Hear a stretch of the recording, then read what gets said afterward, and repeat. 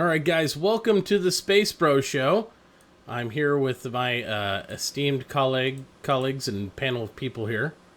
Welcome everybody to the show. We have Miss Sophie Girl here with us tonight.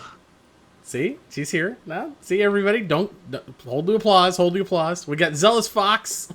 He's in the house as well. There he is. We have Mr. Eric McKetton, whose backgrounds will shift throughout the evening. Yes, indeed. We have our first time panel member tonight, Mr. Nighthawk Zale. Good evening, everybody. There we go. And welcome, of course, our anchor, one of our favorites to watch all evening long, Mr. Stoutman. He's in here at the house with us. Hello, hello. There we go. All right, guys. Well, it's been a great week of Star Citizen once again.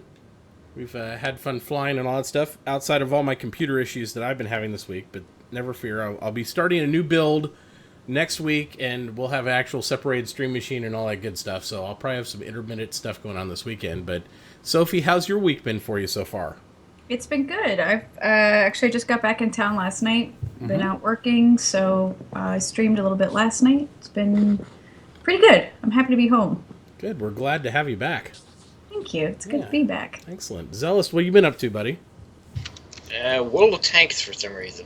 Well, tanks for some reason. Well, I know you're pretty heavy into the tanks before, but probably just getting back into it.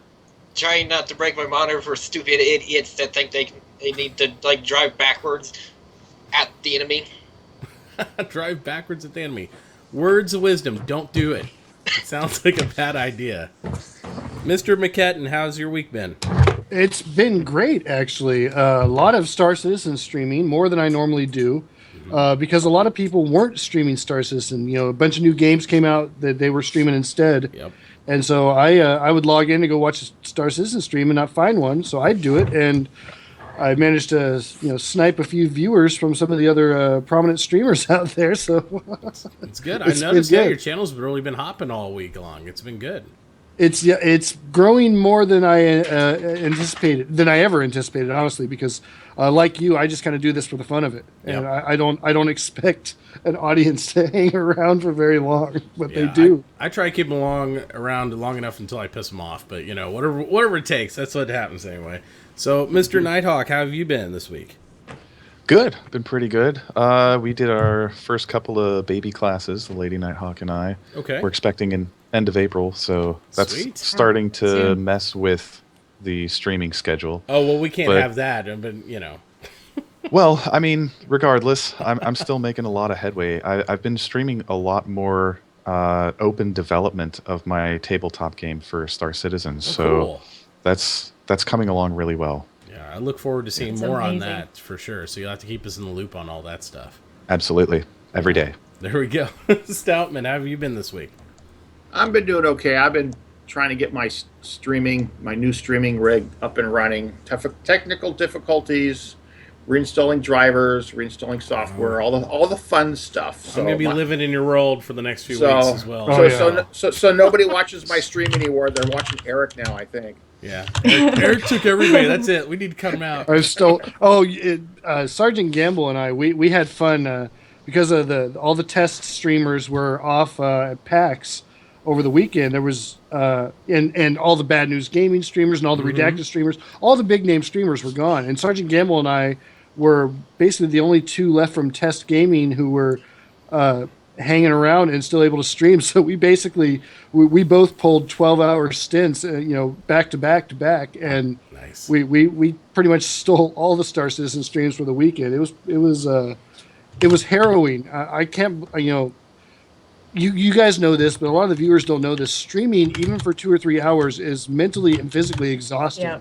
It doesn't sound like it would be because you're just sitting in a chair playing video games, but there's so much going on. I mean, when you play a video game, imagine you're playing a video game, but at the same time, you're also looking at two other screens. Yeah. One that's got a shot of you playing the video game. The other one's got all the other people that are watching you, talking to you, and you have to pay attention to what they're saying and respond to them. You got to pay attention to what's going on the other screen to make sure things aren't screwing up.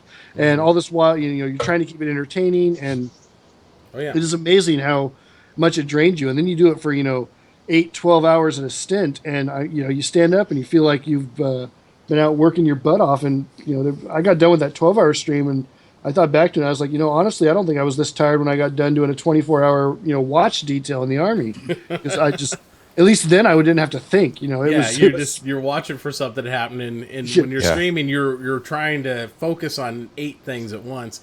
And also, when your kids come in, you're trying not to, bite their heads off too. It's like it's all a balancing act. Oh yeah, they open. They're supposed to know that when I'm streaming, they don't open the door and yell in here. But it's still like every once in a while it happens. And like you said, when you're doing a long stream, you just want to don't. Yeah, and you can't say that. You have to have a filter. Everything's a filter. It's like I can't.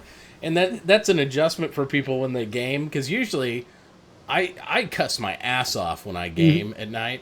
But I have a dad filter during the day when my 4 and 6-year-old are up. So it's like I have to get out of the zone, because for a long time I was used to just gaming when they were in bed. So I'd be like, that mother trucker, hey, what's going on, kids, and stuff. And then you're live streaming. So then you even look like a worse dad because you're dropping an F-bomb and your kids are over there. It's like, it's so bad.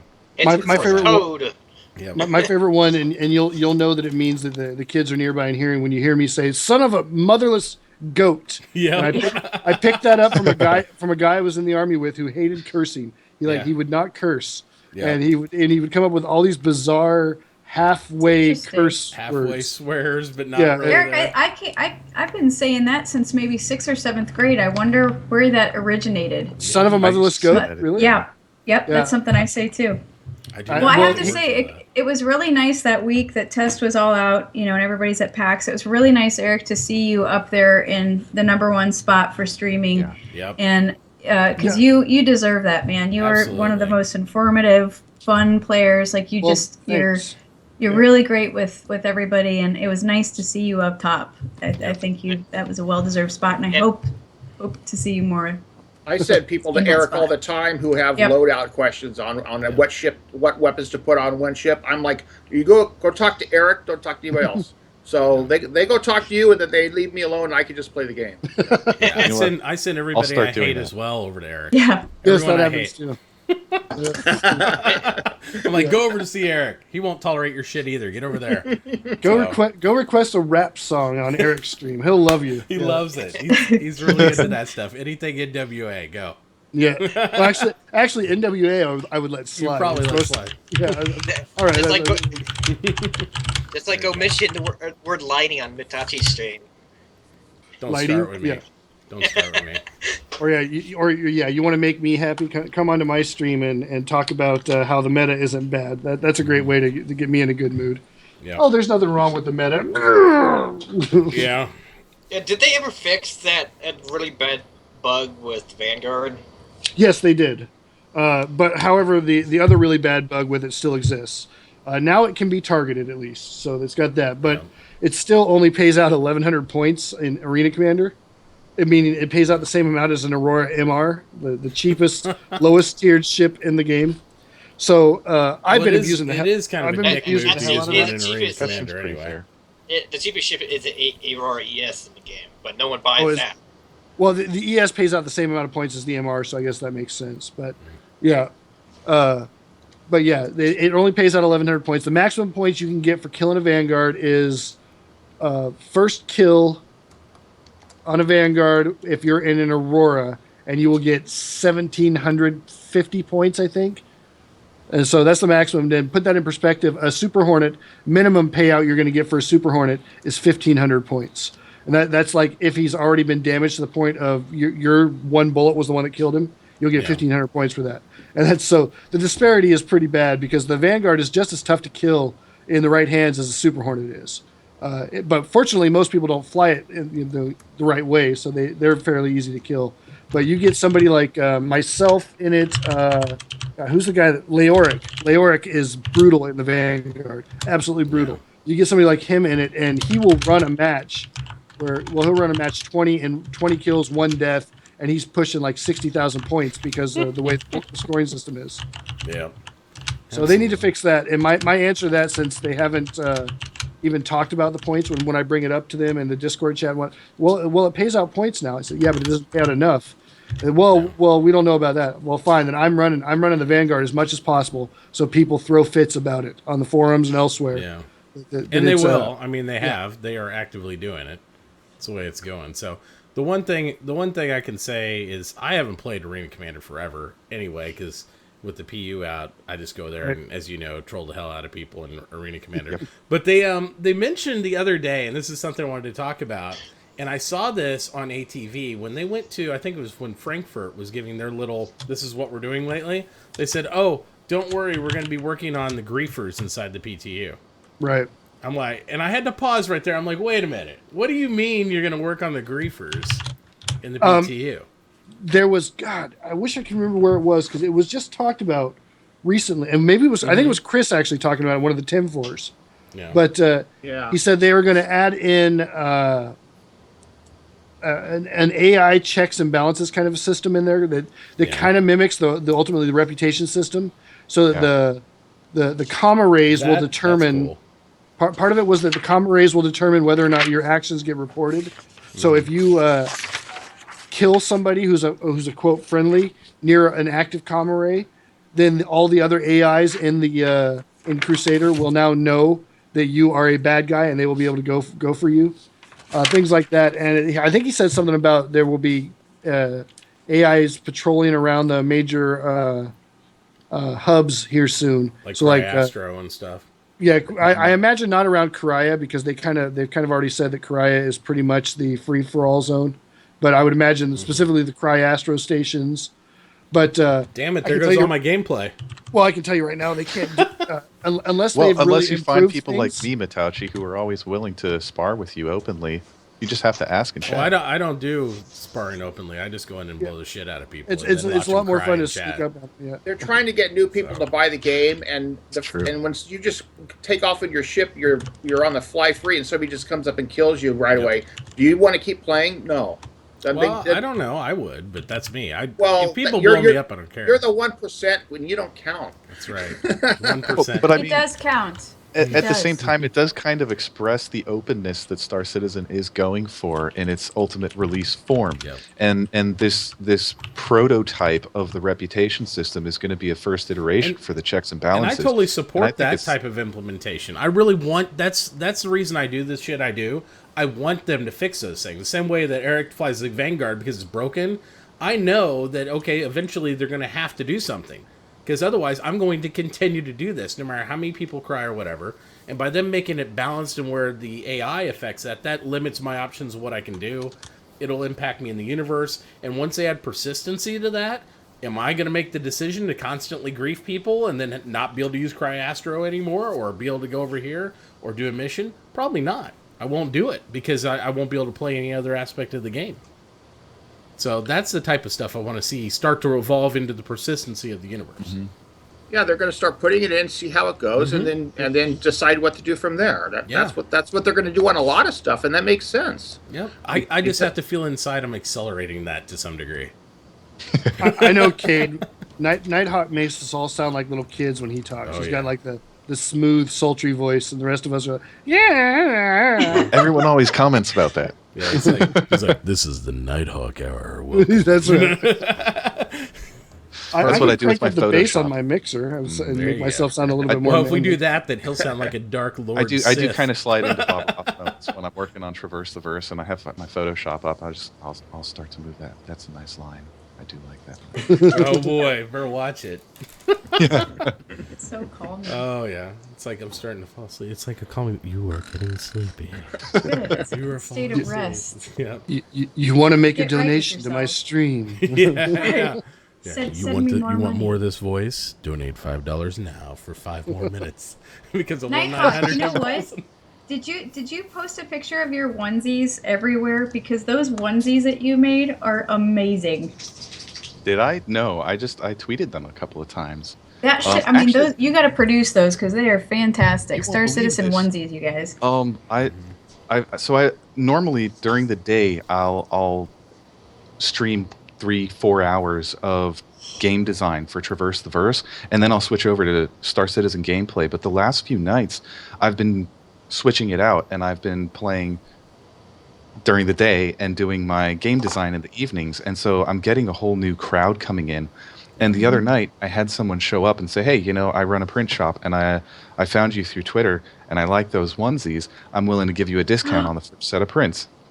And this is the first printer who's approached me. And not only is it the first printer who's approached me, it's the first printer who doesn't care how many colors I actually have in the design. There you go. Most print shops don't want to print my stuff because I put too many colors in. Yeah.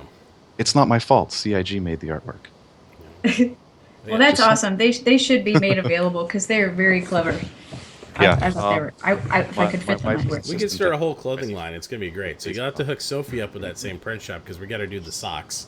There's a lot to be made. There's so much stuff. And the Not Cool Van Duel T-shirt that Stoutman and I got going on. There you go. Yeah, we got to design that. I'm going to do something with the Miss Hornet T-shirt too. I got planned. So. Eric, you better watch out behind you, Captain Richards. Yeah, Captain Richard's sneezing on you, I think. He's picking his nose. He's having asthma He's attacks. having a seizure. It's kind of freaky. He's just warming up for later, guys. Don't worry about it. That's between I me feel and really Captain. uncomfortable looking at that. I don't know what's happening. Oh, It's bringing back flashbacks from last Friday night. I can't handle it. Turn it off. There you go. All right. So what else did we happen this week? We had. They mentioned that the original 3 ships, the Hornet, the 300, and the Aurora, were all going to get a revamp in the near future. Yep. Yeah, based on the new pipeline with the new item component system in place and everything. So that's exciting. Yeah, Round 'cause they're going to the 342. original AC. They were the original Arena Commander ships, correct? Yeah, that's That's the reason why they're getting pushed to the top of the list.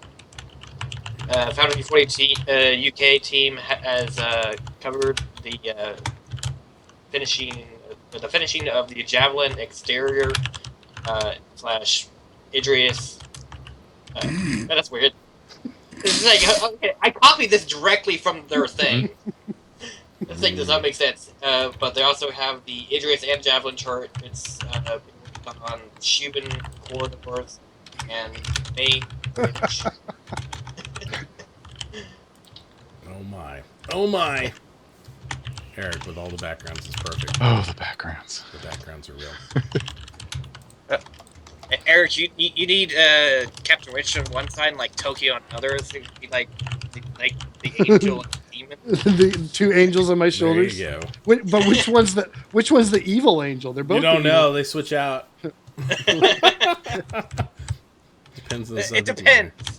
Yeah. Is Tokyo using the reverb voice or not? Yeah, I don't exactly. know.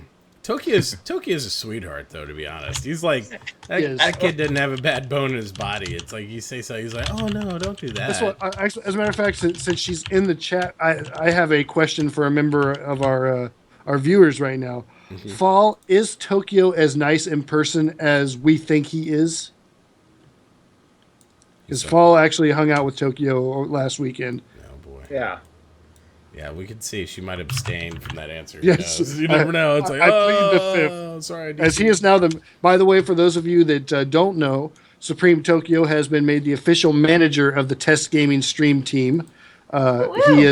He spent all PAX weekend working his butt off, getting us deals, a sponsorship with Discord, other things, which Fayaste, myself, we're both in the Test Gaming Stream team, and obviously Captain Richard, Admiral Nolan, all those guys that were there.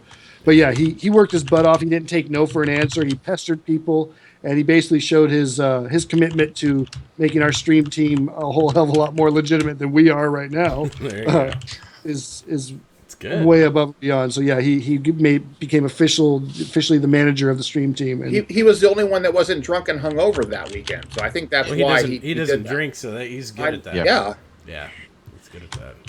well, to be fair, Captain doesn't drink either. Well, That's we why don't he we don't drinks want to the tell anybody that vintage because then they'll not realize he acts like that normally. It's too That's late. normal. We're just That's dead. Yeah, I know. Now the word's out. That's his normal actions, guys. Sorry. Actually, that is the I've funny been thing about it disillusioned. is Captain. Yeah, that is what everybody said is Captain in real. Well, everybody, Captain, Admiral Nolan, Fall, Ms. Hartz, all those people. They are exactly the same person in real life as they are on the stream. And I think actually looking at all the people we have here, I think that's one of the things that sets us apart from a lot of other streamers and a lot of other communities is I don't think any of us put on airs or an act or anything like that. You will see us at our best, at our worst. We don't pretend to be somebody we're not, other than I pretend to be a Viking and I it's been years since I've gone out on a long ship and raided a village. So Yeah. I'm You really mean not that's a Viking. show? Yeah, Yeah, that's- former lives. Sometimes I think I'm Darth Vader, but it's only for a minute until I need to breathe again. I take the mask off. There you go. I saw this in the monthly report too. It's pretty interesting. They're starting to give the Moby-Glass some design love, including the different models of the Moby-Glass. One particularly for Squadron 42. Yes, they did. They did mention the military specific apps are being developed for the Moby-Glass, as well as I think they wasn't it the Explorer rig that they were Yeah. talking about. Yeah, if you back, I think it was like 35 million or somewhere around Yeah. there, that everybody got to explore Moby-Glass. So what are the military? Do we have more information on what the military apps are going to be? I mean, or what they're? Nope, they didn't say anything I don't about think that. there's. No. Yeah, That'd be Nothing interesting at all. to see what they do. I wonder if they'll have like some sort of synthetic radar or heart monitor or all sorts of stuff. Probably a radar. Probably like bounty hunting Yeah, apps to track people would make sense. that would be cool. I'd like to pretty see sure they'll- medical apps, like when they get the medical stuff in. Like I want to see all the Moby-Glass interfaces with that too. Or what, like Nighthawk- what was Nighthawk going to say? Or like commodity Well, I was gonna prices, so say- you know what you need to ship or what you need to mine. it's okay. Double Dutch, you got this. Well, I was just going to say, I think that with the military version, I think one of the reasons that they're focusing on it, aside from the fact that it's so necessary for Squadron 42, is that it's probably going to come with a lot of CNC built into it. It's going to have a lot to Okay. do with helping them develop the party system. Because they did say in the monthly Yeah. report that they're working on the party system. There's a new Yeah. version that they're getting ready to release. And I think that that's Please, going God, to be son. reflected in the Moby-Glass. I think they're trying to make it more native to the Moby-Glass. Hopefully get rid of that F11 contact thing, because I hate Yeah. doing the alt space bar for the one mouse, but home for the other mouse. And then Yep. I think there's a third mouse somewhere, and I don't Yep, even there's remember because I use a double joystick, alts. not a keyboard. Double alt is the other mouse. Yeah. You know, and Double alt is one mouse interaction. Alt space is another, and home is yet another yeah, mouse. and that's interaction. one thing we don't Yeah. use at all, right? Even in the alpha, we don't use the Moby-Glass. I mean, it's there, but we don't Yeah. utilize it for anything. The only thing we use mean- it for right now is the Trash to missions. to check the missions. Yeah. Yeah. Journal entries That's what I from the was gonna say. missions.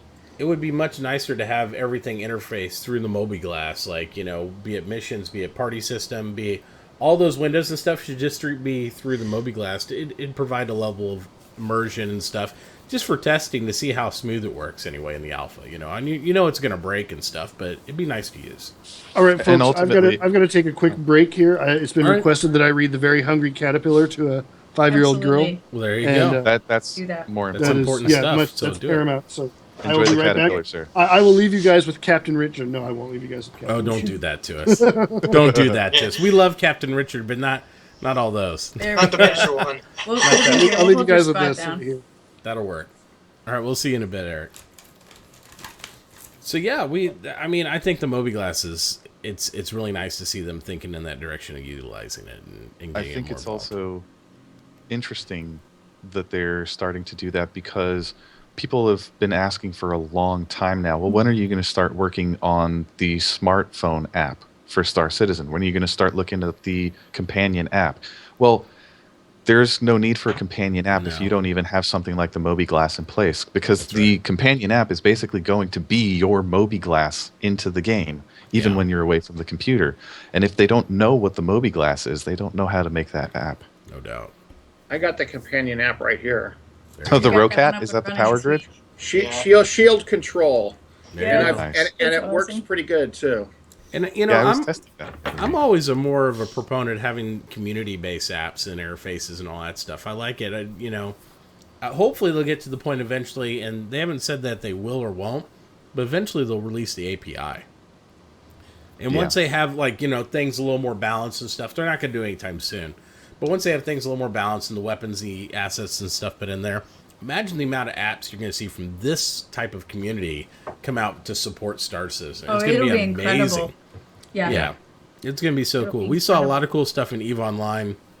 Fitting tools, plans, all the stuff you could do remotely from your phone, those apps. Star Citizen is going to be more amazing than what they even had. It's going to be really, really neat, all the apps. They're going to have so much data that there's going to need to be available. And I've done a lot of API stuff with working with other APIs and even designing my own. So I know what it's like, and it's going to be brutal. It's going to be so busy. People are going to want to check on their characters, on their ship locations. Did that transport make it there? Everything. It's going to be crazy. They're just going to have to do an API scrape, and they'll probably have to offset that interval of that scrape to like once every 5 minutes. Because if they do it more rapid than that, it's going to be stupid. Well, the thing with API, it's not a scrape. It's like you send it a request, like give me the stats on this character right now, and then you get a reply.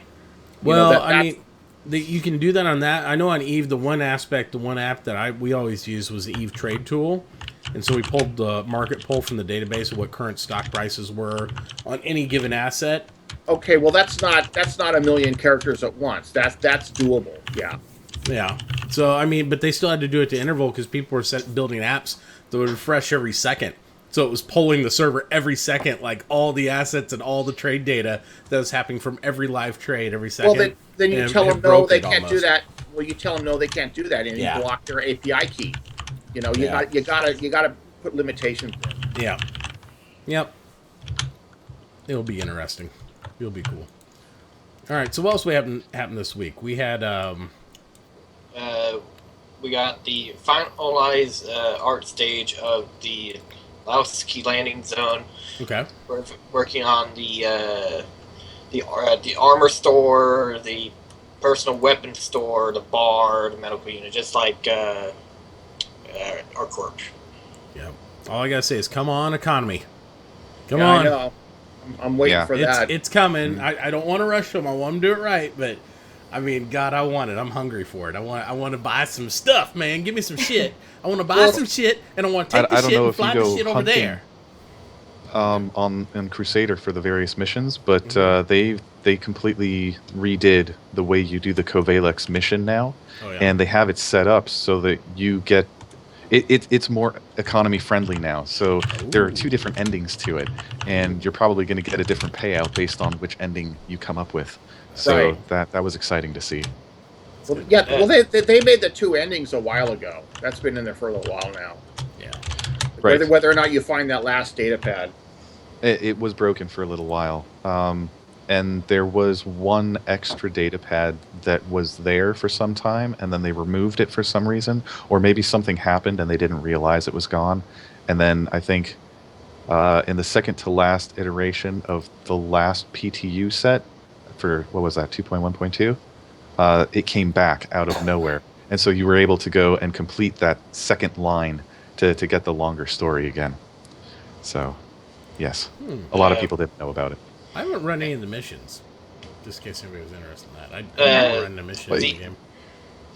From my experience with you in Crusader, you're one of those people who kind of likes to hang out around Cryastro. Yeah. And wait until people just finish repairing, and then. Well, usually I just kill them on site. I didn't know that was there. Missile. What? I usually just kill them on site there, but I also like to go inside of Korea. Yep. And I like to kill people there too. And sometimes I actually land and get out on a ship and I kill people. And there's other times, my favorite is when I piss off the entire instance and they all kill me, and I like run into the station with my ship, but I ejected the last second so they don't see me, and then I'm inside already in Korea ready to steal their ship so I can continue the torment and enjoy myself more. So that's just multiple levels of enjoying myself. That's exactly how you and I met. There was some guy that was trying to rally his friends up against you, and we ended up sparring it out in around Korea. Yep. That was a rather good match. Tripper Reach ran to mid last night. Oh yeah, Trip was in there. He's like, Mitachi, I cannot support this grief, and he was sitting there. They were all coming after me because I came at Korea. And they were all I saw all these ships, and they're not shooting each other. They're just, like, floating around Korea. I'm like, well, what is this stuff? So immediately, of course, I find the biggest ship I can, the Constellation, and I destroy it. I mean, come on. It's, what else have I got to do? It's like, it's a weapons-free zone. Well, and people left candy out. I mean, I want to have a Jolly Rancher. Come on, give me a break. So anyway, I go in there, and I blow up the Connie, and then chat fills up. Oh, it apparently got wintry out there. where Mr. McKetton's at. But This isn't Scarf Night. exactly. But there, This is my combat scarf. it is his combat. It makes me scarf. fabulous in combat. Fabulous in combat. Okay, Oh my I have to gosh. go now. There you go. I can't. But anyway, so I go at Korea and I blow up the constellation, and then, you know, the Trip and friends start to hone in on me really quickly, and I know they're much better pilots than I am. Let's be honest. I'm a terrible pilot. I like to fly around, but I don't kill stuff because I like to fly a Gladius, and it's like shooting paper clips at like ships. It doesn't kill anything. So I'm flying around, and they're of course killing me. And so I eject out of it, and I crash the ship in the side of there, and then I go through the station, and I steal somebody's Delta, which I've never flown the Mustang Delta before, if you can believe that. Those are nice. That ship is amazing. I was just Right just now it decimated. is. The Mustangs, every patch, they're either amazing or they are the worst Yeah. ship ever made. Well, I Right find now, if, the Mustangs are glorious. if I link the guns together and I just make them fixed, it's amazing for me. I don't like them gimbaled. I like that ship because it's so maneuverable to fix guns on it and just, you know, I kill everything. It's really nice. Except for Trip Rodriguez, of course, who immediately annihilates me anytime he sees me on the field that night. So, he lets me know he's a much better pilot than me, just without words. That's why I appreciate Trip. He just shows you. He just comes and kills me. He hands you your ass. He did. Several I, times. I will say that is one of the things I've been enjoying the most about the about Crusader is all the people who I have never seen their names before in the game, who come in and think they're pirates or they're and they talk a lot of smack. And I've seen first time I saw it happen, Trip and I both happened to be in the same server, and we didn't have to speak a word to each other. We both found this guy who was talking smack in chat and jumped him at the same time and just slaughtered him. And then he said, "Oh yeah, 2-on-1, we're really easy." I So love those again, guys. Trip and I didn't talk to each other at all. But Trip jumped him first while I sat back and watched, and then when he came back, I went after him while Trip sat back and watched. And we It's just, hilarious. I love that because these guys, they have no experience in arena command. If I don't recognize your name, the odds of you being as good of a pilot as you think you are is pretty slim. Yeah. And that's not saying that I'm a great pilot. It's just simply that if I don't recognize your name, I've played thousands of hours of Arena He's Commander. logged the hours. I should have run into you at some point in Arena Commander. Yep. And, Yeah. Yeah, Absolutely. Particularly interesting during this free fly event. oh yeah, And the first time everyone can Farming get all into the newbies. Crusader. yeah. Like, you know how for a while there, people were really trolling Port Olisar, and they would just kind of ram your Right. ships or shove Oh, them yeah. off the pads. Well, there was one guy who was trying to do it, and I never seen him before. And he couldn't even get my ship off the pad. Now, I normally fly an M50. It's pretty small, so it's kind of hard to hit if you're a first time flyer. But this guy basically landed his Mustang Delta on top of my M50 and still could not get it off the pad. I got into my M50 and took off from underneath him. And then the two other guys that were with me happened to be watching the whole thing. They watched him take off and go straight off to Yella. And we followed. And it didn't last long. It didn't last long. Yeah. No. It was, but It- it is really interesting to see so many people coming in with that mindset of I am this great person, and seeing that it really is true. The more time you spend doing what you want to do in this game, you are going to be good at it. Fuck the skill tree. Oh, sorry. You're fine. Forget the skill tree. Oh, it's okay here. I'm Okay. 18 rated, Fuck the so skill you're tree good. system. You can Like, say yeah, fuck as it's- long as you it's- say you it with don't- true meaning and heart. You don't need skills. You just need to love to do what you want to do in the game. Spend your time doing it. Yep. Absolutely. And that's not to say that I don't like helping new players, because if they ask in chat, if they're not just talking shit or they're just out there all being aggressive and stuff, I'll go find them, and I won't be as nice as Eric is and these guys. These guys will actually fight you like you're worth dogfighting. I'll just run into you and blow up your ship. I don't care. Well, and I just ram 'em. if you're I've seen if it. you're obviously a new player and not somebody who's deliberately out trying to piss people off, I will adjust my fighting to your skill level. So I won't. I'm not going to go against a newbie who is just trying to learn the game the same way I go against Galoith or Templeman. I try not No. to kill all the Aurora pilots. But there are plenty of people out there. Like I probably couldn't say the same thing for Galoith or Templeman. As good as those guys are, when they go after you balls to the wall every time. It doesn't matter who you are, and that's why I love and hate fighting those guys, because I will never come out. Well, I have never come out on top. I should put it that way. Maybe someday I will come out on top of that, but I have never come out on top against those guys. It's a victory for me if I can tie or even just kill them like half the amount of times they kill me in a match. You know. Yeah. Whoa. Yep. Sophie Sorry. girl Sophie got a long I'm neck. back. She disappeared and she came right back. I accidentally hit the wrong key. That happens. As long as she's not taking apart joysticks or any computer opponents over there, we're No, okay, and guys. by the way, turned it's into an working alien. just fine. Thanks for asking. Oh, it's working now? It's working wonderfully. Are you Yeah. are you happy with the T16000? I am very pleased with it. Yes. Excellent. I will not go back to the other. So yeah. We should do more help desk tickets like that. We'll have Eric and Sophie Sorry, girl. food's here. I'll be right back. I don't know. Zealous, calm down. That's Calm down, Zealous. Getting out of control there. You got a little edgy there. It's all right. Yeah. When Zealous gets angry, you know. Exactly. No, but like I said, Well, I usually actually, that's true. kill everybody pretty equally. But if I ever get somebody in chat that's not just being a whiny bitch about it, and they actually say, "Hey, I'm new. I got some questions," I'll leave them alone. I'll help them out. I'll do all that stuff. But yeah, if you cry and you're like, "Oh, it's bullshit," blah blah, I'm probably gonna kill you more, because that's just how I am. I like to do that. But There's the other night I ran into somebody. I have no idea what the issue was. I don't know that. All I know is the first thing he said in chat was, "Will you kindly go fuck yourself?" to whoever he was talking to. Yeah. And as and as far as the poor guy could have been getting griefed over and over again, but just because that's how he introduced himself in chat, I went after him, and I found him. He was in a constellation, and I hopped in the constellation with him and shut down all of his shields just as he entered battle with the AI, and then hopped out of the constellation and watched him blow up. Yeah, and it's like, oh no, that's hardcore because it takes forever to regen shields and those. Yeah. It's funny. Yeah, all you gotta do is get out of the seat, and they drop shields. Absolutely. You That's all I did interface is I anything hopped with it. in the seat and opened the shield interface, and then hopped out, and it dropped all the shields, and I just got out of the ship and let it blow up. There you go. Wait, I'm looking forward to them putting in the ownership on Oh, ships. It'll be really nice because I'm kind of getting tired of dealing with griefers trying to shoot me in the back of the head while I'm trying to pilot my ship from one Stowaways. location to another. I mean, for one thing, it doesn't work. It hasn't doesn't worked work. in several No. patches. So just stop it. You're If wasting anything, your you'll ammunition. kill yourself And- because it'll yeah. like bounce around and kill you.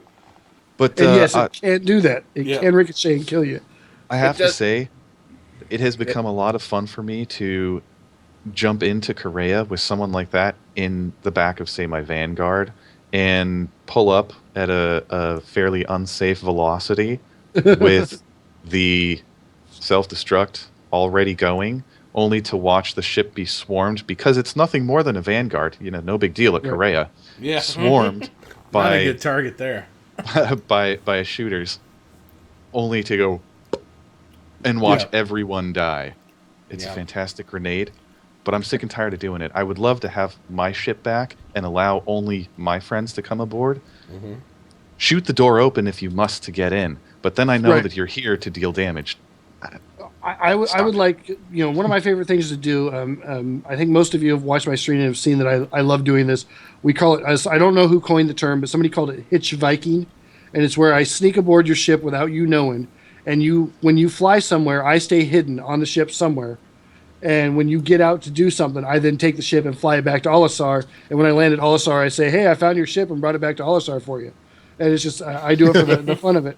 But the thing about it is it's too easy to do right now because I can glitch into just Yeah. about any ship through the turret.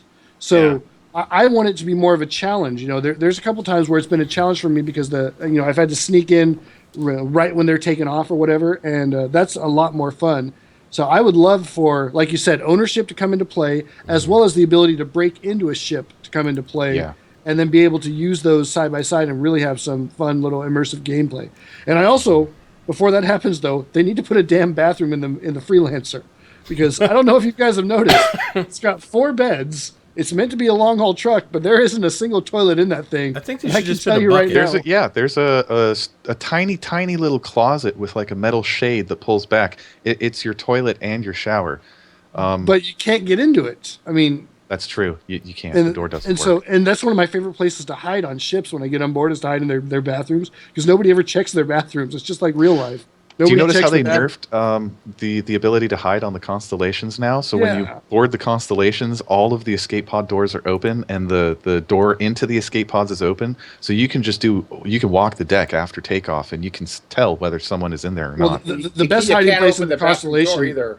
Yeah, the best hiding place in the Constellation though is the Jack Shack, in the Merlin in the back. Yeah. That's now the that hiding. you can get out of it, yeah. Yep. That's what I do when I board and I want to hide in a Constellation. Nobody ever goes back to it because it's one of those things where if you own a Constellation, you checked out the Merlin once and realized all I can do is sit in it, and that was it. You never go back there again. And so it's a great spot to hide if you're trying to take over a Connie. Absolutely, yeah. I can't wait till you can do damage in there. And obviously, you're going to have to implement, like you guys said, the security and breaking in the ship and stuff before they're going to turn on, like, being able to kill the captain or anything, because it's not fair. Right now, anybody can just jump in the ship, so we can glitch through the ship, so we can do all that things.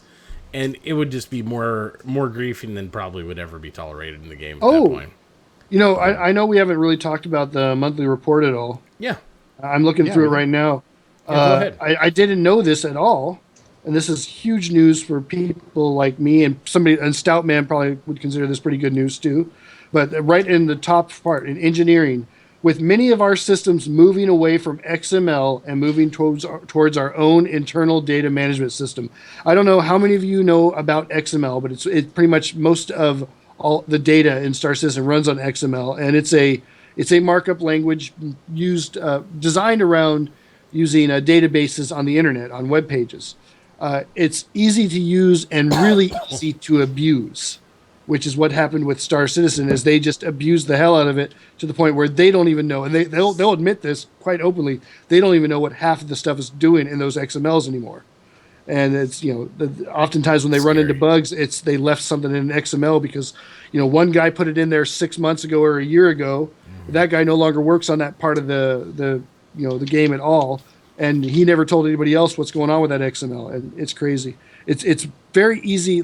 Gyro says XML is very easy to read. It's very easy to use, which makes it also very easy to overuse it and abuse it and turn it into something absolutely ugly.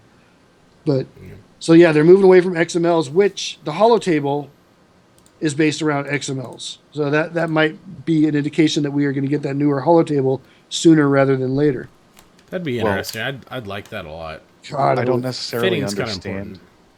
the programming aspects of it. I'm sorry to overspeak you.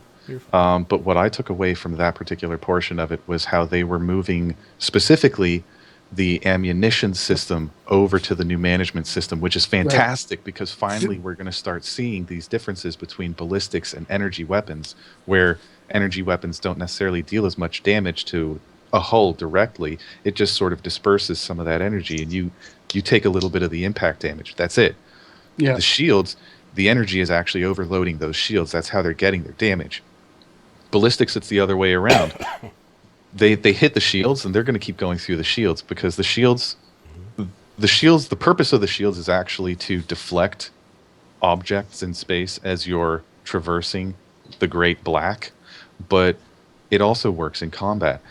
And it only works to a limited capacity against ballistics because they're designed to work against it. So when they punch through shields, they'll do, let's say on a 2 scale, they'll do 1 point of damage. But if those shields are down, the ballistics are doing 2 full points of damage. So now we're actually going to get to start seeing that in the game with the new management system. And that really excited me because that's going to play so well with the damage system. That's the other thing that I was thinking about. That is that exactly what you're saying is that means to me that they are getting closer to finalizing the physical based damage system, which the physical based damage system is exactly that. It's based on physics, which with ballistics is pretty easy to calculate. It's mass times velocity equals your kinetic energy. 1/2 mass velocity squared equals your kinetic energy. And one of the things they talked about, maybe even 2 years ago, at least a year ago, was that shields would slow the ballistic rounds down. And the more power the shield had, the more it would slow the round down. And it's interesting because if a shield was to slow a ballistic round by just like 50%, like slow its speed and cut its speed in half, it reduces the potential damage of that round to 25% of its maximum potential damage.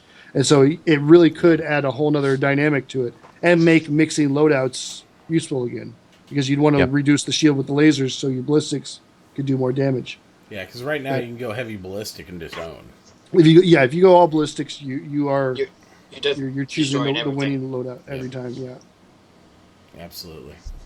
So what do you think, speaking of like the ballistics and the loadouts and stuff like this, and I'll let Eric lead off with this one, because he's probably the most experienced in Arena Commander. What do you think about, like, it's been mentioned in the past couple of weeks about Star Marine, and it was brought up this week at 10 for the Chair with Arena Commander. What do you think about the questions everybody keeps asking, if they're going to balance or if they're going to work on Arena Commander versus like some of the other systems or the other modules or the PTU? I mean, what do you think? What do you think about the direction currently of the game? Do you think that they should keep touching on Arena Commander right now, or do you think they should just focus on the persistent universe? I was an adamant supporter of balancing for Arena Commander for the specific purpose of testing for what was going to come later on, but we have seen how that failed miserably, and that's with the missiles. The missiles, and this is what I think happened, and I haven't had it confirmed, but this is what I think happened. When the missiles were really overpowered and stupidly easy to kill somebody with them in Arena Commander, the QA guys and the other guys were saying, but when we test them, they're not that bad. They're easy to dodge and whatnot. Yep. I think, because at that time frame, they had just finished the 64-bit conversion, they were testing them in whatever their version at the time was of Crusader, where they had these larger maps with this greater amount of diversity. And right now, as far as we know, when you're in Arena Commander, you're still in a 32-bit map, not a 64-bit map. So the precision is different. The calculations of your location is different. And you can see that based on, if you get close to the edge of the map, you'll sometimes get that head shake thing going on. Oh, yeah. And that's one of the reasons why they had to increase to 64-bit, is that eliminates that head shake when you get too far from your point of origin. So I think that they were testing them in what was going to be the universe, but we were using them in what wasn't. And so we were seeing two different results. And so they turned around and balanced them for what we were dealing with.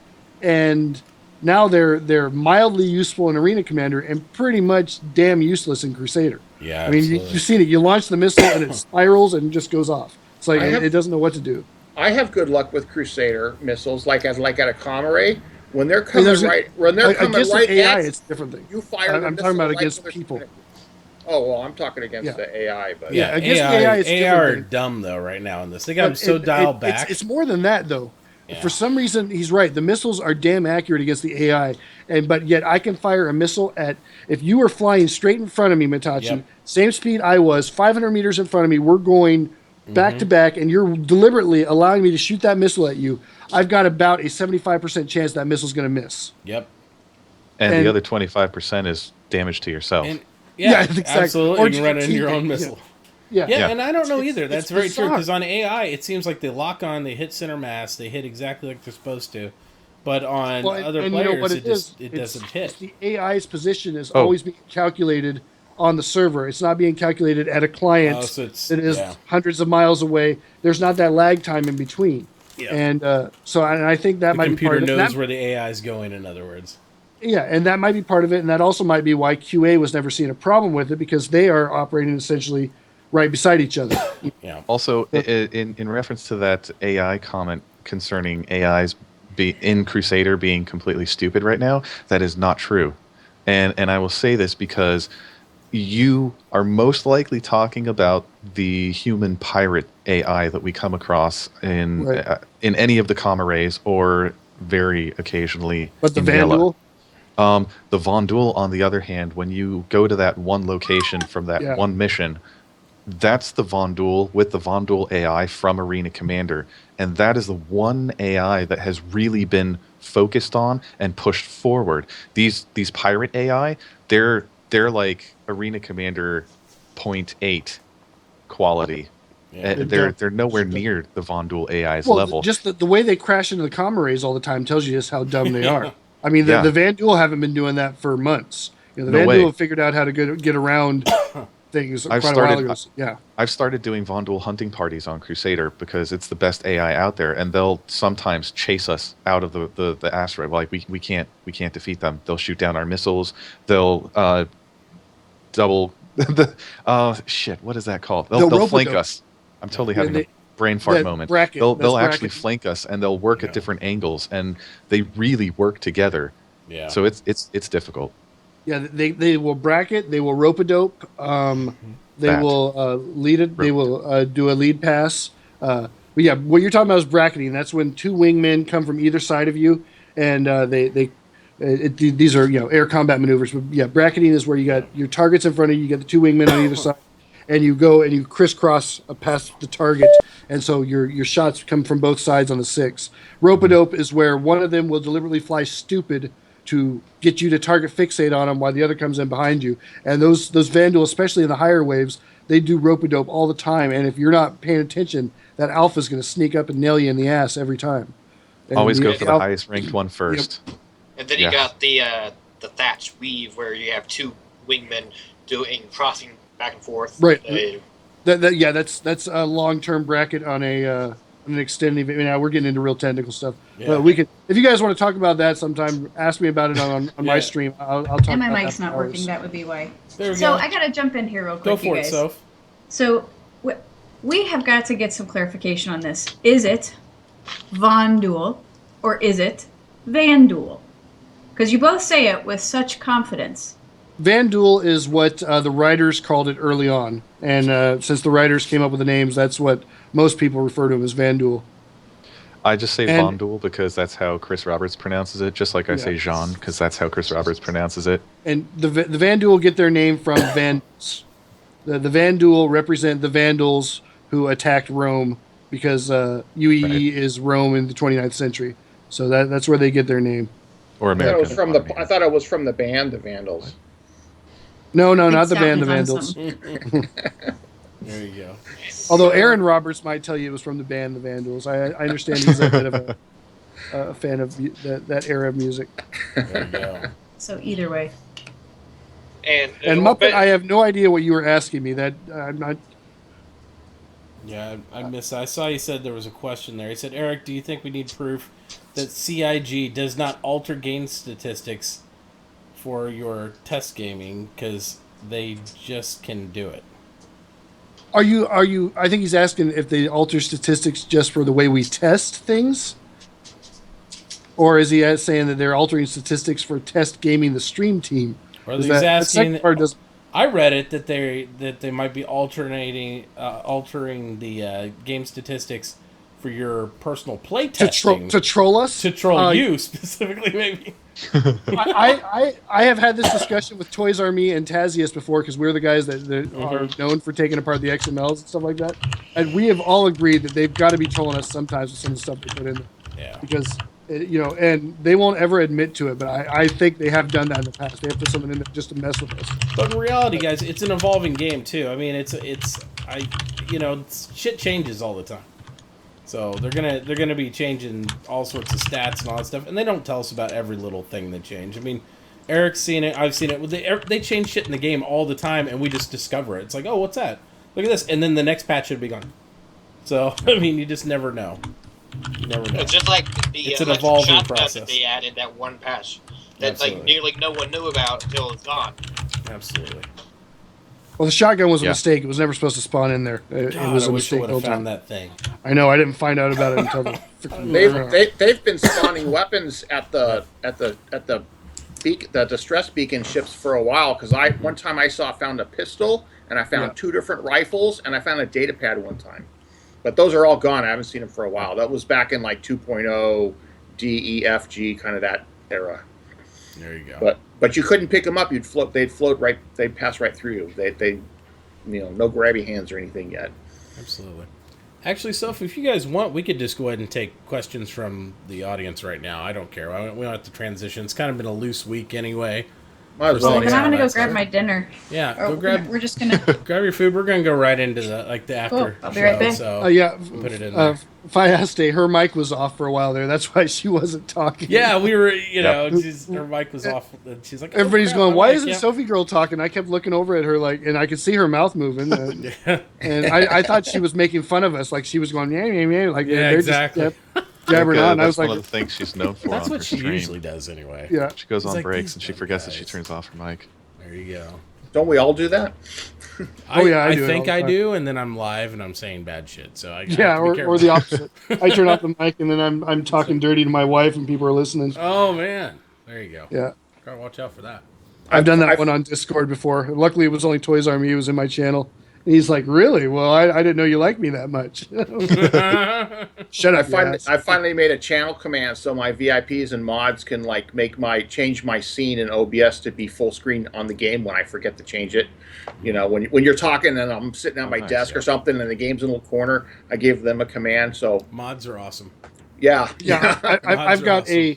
I've got a mic command for the mods now that it's the same thing, but it actually makes Signy say, "Cat, your mic is off," so I can hear that like, loud enough that That's cool. no matter what, I That's- can hear it. that's a cool And it's- idea. They all If you have just beat the hell out of me. Deepbot, the command is at TTS at, and then the text you want it to say. Mm-hmm. So, and it's you got to put it into a built command. And I'll type it out in chat here how it works. At TTS and then the command. Well, the text has got to be in brackets, like what I just wrote there at TTS and then the text. But you can make that so you make that into command like exclamation point Mike. Well, I'm going to do that tonight then. Okay. Yeah, it's really useful. It's good stuff. And because it's the same voice as Signy that I use, I automatically pay attention to it because I'm so used to listening to for Signy's responses. That's a good one. And yes, I know I people always mention when I'm not on my stream, I still talk about Signy like she's a real person. Yes, I understand that she's not a real person, but even my okay. phone has her voice. I fight with Anna all the time when I'm playing Star Citizen. I swear to God, Confused Monkey set up her personality specifically just to troll me. No one else. Like, it's ridiculous. She talks at the most inopportune moments, and she's always interrupting me just to insult me. Absolutely. It's Have you ever fun seen how much uh, Signy insults me? I want to see Sophie. What's for dinner? Chinese food? Ooh, ooh. It's a gyro, some Oh, ketchup gyro. from ketchup Oh, packet, nice. some fries, no big deal. I actually had a gyro Nice. earlier tonight too. All That right, was I my- got to go up because Muppet says there's some stuff above. But there was a question for Sophie up there, and that's around to the. Yeah, time we actually, I want to discussed say it. something real quick before we get into the questions. Okay. I know that sometimes when we're doing the Space Bro show, I kind of sit and I'm maybe, I'm not Judge us all for fools. interjecting or. Yeah, no.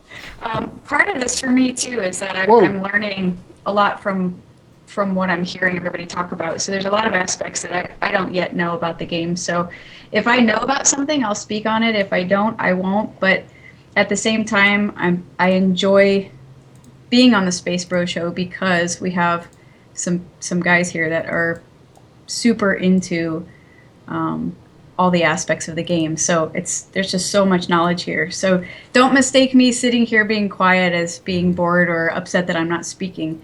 That is not the case at all. So Yeah. just wanted to put that out there. Yeah, we let did- Sophie jump in anytime she wants. She Yeah. just Did she her- doesn't- Did her voice get all staticky for the rest of you, or was It that just did. mine? We had Yeah. a little bit Okay. crackly. It was Son of audible a- though. It's all right. It's not all right.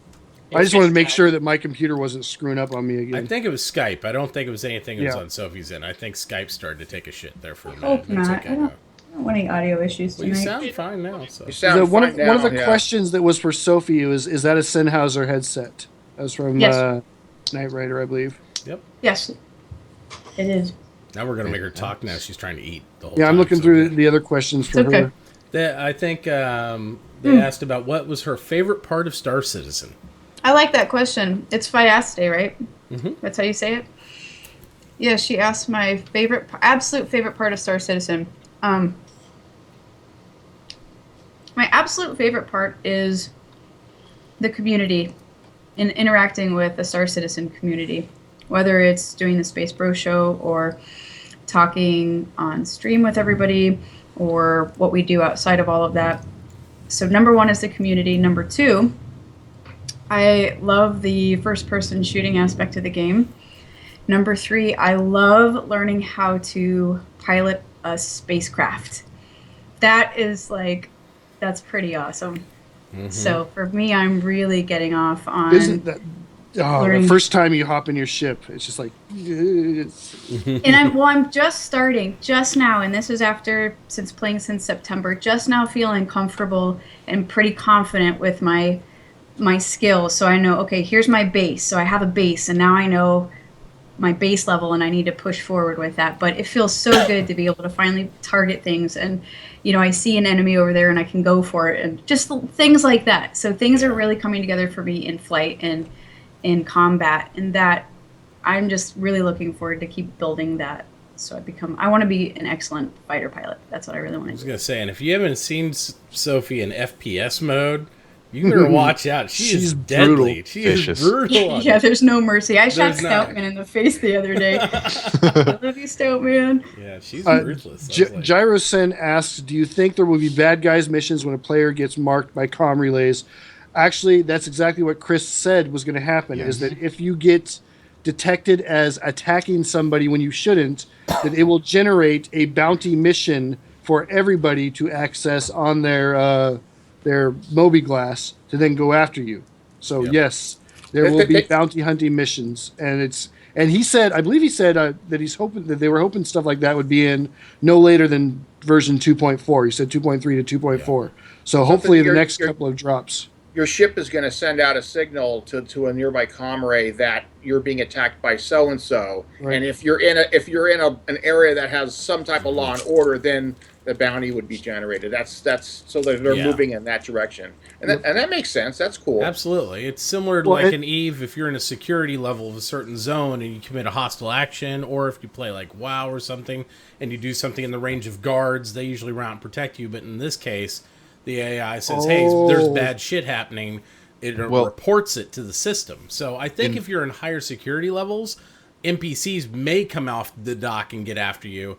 But in different levels of security and you're just near a comm link, it's going to report you and generate that type of mission to go kill the person who committed it. What Gyro meant is that will bad guys get bad guy specific missions? Pirate missions? Yeah. Sure. But he's talking about comm relays, and in Crusader, probably not immediately, but part of the bounty system that he was talking about gives you a mission, and that is, remember what we just said, if the comm array is active nearby. So if you're a pirate, first of all, what he said is if you disable comm arrays, they will generate missions for people to come and enable them. Yep. So if you're a pirate, what you do is you fly out to a comm array, you disable that son of a bitch. That's exciting. For two reasons. One, it keeps people from reporting back that you attacked them, and two, it generates a mission for some poor newbie to come out and try to fix the comm array. When they arrive, you get to attack them. Yep. And so you've just created your own piracy mission out of that. And I think that's what's going to start out with. And right now that's the funny thing about Crusader is the best missions right now are the ones you get to create yourself if you are a bad guy, because you get to make up all these scenarios. Some people set specific rules for themselves. Like I know a guy who, when he launches into his Avenger, he goes after only cutlasses. Why? Because the cutlass is a pirate ship and the Avenger is a police ship. So that's his little role play he does. That's cool. If you're in a cutlass, you're a pirate, and if he's an Avenger, he's a police officer, and vice versa. If he's in a cutlass, he then plays the pirate. But it also has been mentioned that they are interested in trying to develop some CIG-based content that is friendly to those not on, say, the right side of the law. There is definitely going to be gameplay generated by CIG, but I think most of what you're going to find, and probably some of the best content that you're going to find, is exactly what McKetton was saying. It's going to come from other players and what they generate within the universe, and that's part of why I kind of prefer Crusader over. As far as we know, the next major system to be introduced to the PU is Nyx, and Nyx is a lawless system. So I would be fairly expecting to see that Nyx has pirate generated missions in there. It's supposed to have tiered lawlessness, though, doesn't it? Like the Space Nyx has like the central core is safe, whereas Stanton's system is all fairly well patrolled. Stanton's system is a corporate system and is patrolled by both corporate entities and UEE entities. Nyx has lawless space as well as lawful space. The thing is with Nyx is Dunmar or Lorax's landings or whatever you want to call Delamar. Yeah, the Delmar Levski. It's the only real thing of interest in that system, unless you're mining, maybe. Yeah, which is why they were going to introduce it as something out of fiction within the Crusader map that would most likely end up being an asteroid location that you could traverse to. But once they actually introduce the jump points and we can travel to the first star system outside of Stanton, I think that's going to change everything. Yeah. And Delamar is essentially a lawless area. It's home to anti-UEE radicals and whatnot. And as I'm reading the page on it right now, it's the place to hide your reputation. So, yeah. The Nyx system is shrouded, I think what's it, Nyx way. Some kind of like a ion storm or some radiation storm or something. It was like a dark nebula. Well, I believe Dying Star is set in Nyx, isn't it? I think so. No, that's the Pyro system. That's Pyro system. Yeah, never. But the stuff that's coming after Nyx is Hurston, Microtech, and Crusader as landing points. They're fleshing out stats fully. Yeah. Which would be interesting, because isn't Hurston a weapons manufacturer and a hub? Yes, they are. So that'll be interesting. I can't wait to where you run missions where you're moving like weapon loads over to like Nyx and then have to patrol over to another one and trying to evade pirate entities and stuff. I think that's going to be really cool for transport missions and stuff like that. Yeah, Hurston is a specialized weapons and munition and manufacturer. Yep. Absolutely. Hurston's actually like the least interesting planet in the system. It's like, so I'm worried out that that's the next one after Nyx. Yeah, it's an industrial like zone basically. It's pretty all of them are. Well, yeah. I've got another question in chat. If you guys are ready for it, go for it.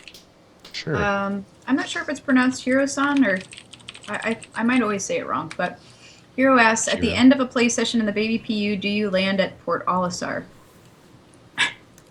I usually crash. That's how my sessions end. Yeah. You just spawn there whenever you start coming to the game. I don't think they don't have any logic in to have you go to the nearest starport if you don't log out in a bed. They don't have something like that like they're going to eventually. I think once persistency's add even to the alpha, that's when we're going to see people like try to land back and do stuff safe. Because then you'll want to, because you'll want your, not necessarily game save, but whatever you've gained to still be your safe. UEC and all that. I mean, or cargo. I kind of started doing it else. already. And you're going to want your ship to be. You're going to want to know where your ship is at and know where you start at again. Yep.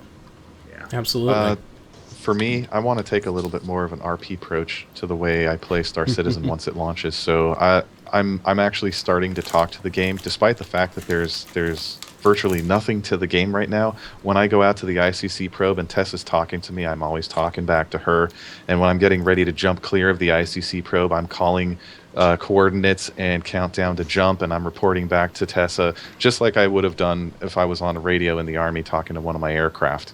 Yeah. And I'm really starting to play out the role a little bit more, and I'm finding that it helps to overcome some of the monotony that currently exists within Crusader, just out of a sheer lack of content, because you can only go to a comm race so many times and blow up the same AI so many times.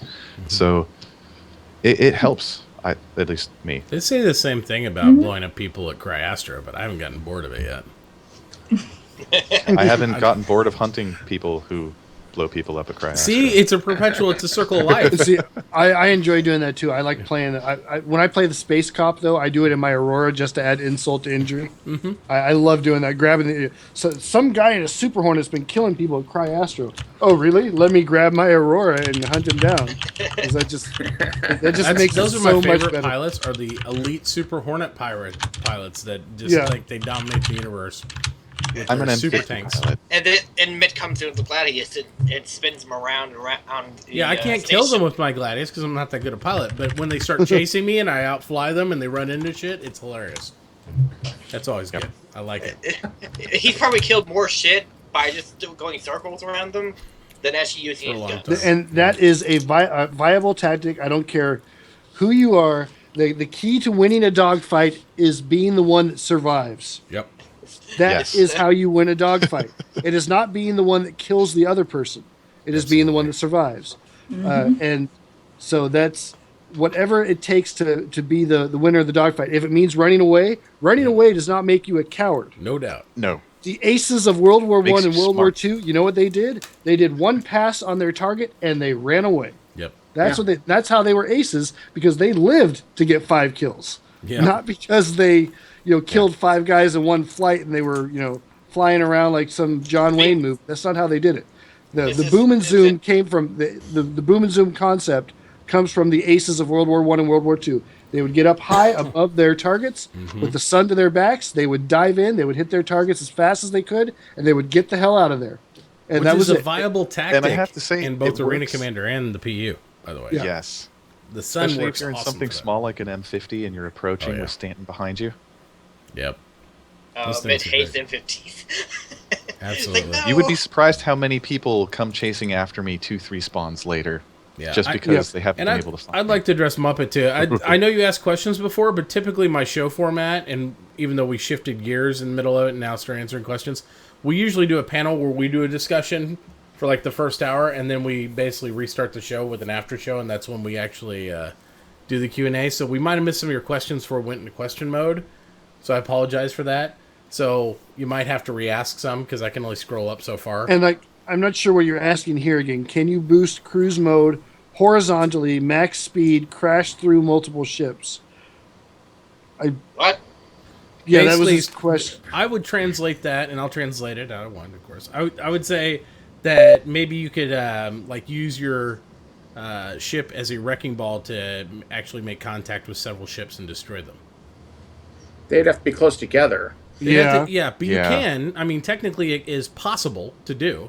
Your ship doesn't, like in other games, if you hit something, it doesn't always initially just explode and that's it, and there you go. And some of that's by design and some of that's by accident.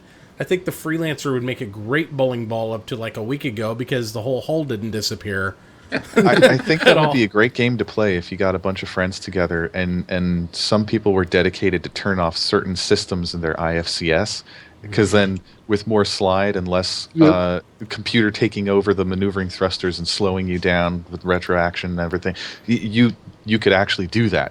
But if you have your flight systems up and running at full capacity, I don't think you could pull it off. Yeah, and Back no, in the- Muppet, I wasn't recording. I'm sorry, bro. Back in the days of Wingman's Hangar, they would do their little highlight reels of stuff that people put up on YouTube, and there was one that was one of my favorites, and it was basically it was like a trick shot in pool, and it was old Arena Commander, so it was like all you could fly was the 300i, the Super Hornet, and the Aurora. Those were the only ships that were in at the time, Yeah. and it was an Aurora hit a 300i that was chasing a Super Hornet, and this was being filmed by another Aurora. And what you saw is the Aurora hit the 300i, the 300i spun out, slammed into the Super Hornet. The Super Hornet exploded, and its cockpit came back and hit the original Aurora and blew that up. So all three of them Oh, blew wow. up in chain reaction like that. That's awesome. And it was Hat trick. freaking awesome to watch. Yeah. That's That's nice. amazing. I'm gonna have to really go back nice. and look for that episode. Yeah. I would like to make a comment to something we discussed earlier there for a little bit when you were talking about the comlink arrays and the pirates generating their own missions and stuff like that. There's one thing that really excites me, and I know that me and Stout and everybody, we've talked a little bit about like the different aspects of gameplay, trying to make it comparable for people that want to just kind of do the transport, don't really want the conflict aspect of it, but then making the game raw enough in my field house where I want it to feel more real and risky and things like that, and find that balance between the two. And Chris Roberts in recent episodes, he's alluded to everything from, I've heard him refer to the game as going in a direction of what he wanted to see like Dark Souls and some of these other games where they're like pretty hardcore. And I'm like, wow, that's really in contrast to what we hear a lot of people saying they want to kind of see happen in there. Because, I mean, those type of games are you die, you lose everything.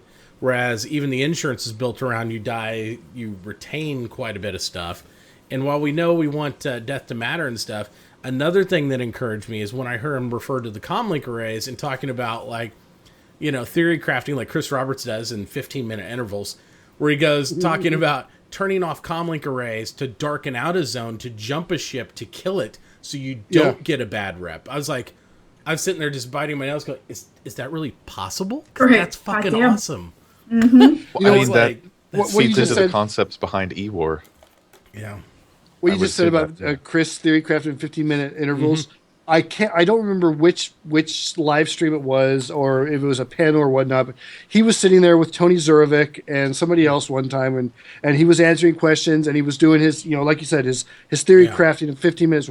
Well, I think we might do this, and the whole time we were watching Tony Zurovic, and we were, a bunch of us were on, like, it was TeamSpeak at the time before we found Discord, on TeamSpeak, and we're all laughing because Tony has this look of slowly dawning horror, like, crossing his face, because the stuff that Chris is saying, you see Tony thinking, I've got to come up with a way to make this shit work. Yeah, exactly. Well, you see that with Ben and all of them all the time when Chris comes in behind them and Ben and the community team are sitting there, and Ben starts eyes getting wider, like, holy shit, what are you telling everybody that I got to deal with? Shut up. Yeah, it's like, I want to tell you to shut up, but I can't do it because you're Chris Roberts.